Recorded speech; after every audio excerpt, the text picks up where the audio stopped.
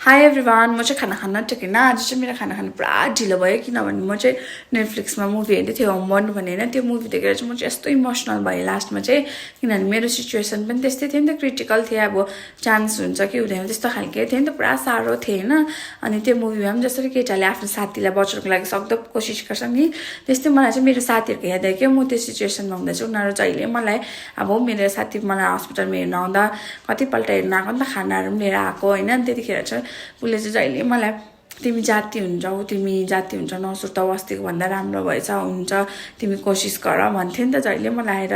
जाति हुन्छ, अरू तिमी केही टेन्सन नलिऊ, सुर्ता नलिऊ, खालि बिमारको मात्रै उयो गर भन्दै मलाई चाहिँ पुरा मोटिभेट गर्थ्यो। तर ऊ चाहिँ अब अरू साथीहरूसँग चाहिँ हुँदा चाहिँ फेरि रुन्थेछ होइन, अब म हुन्छ हुँदैन भनेर।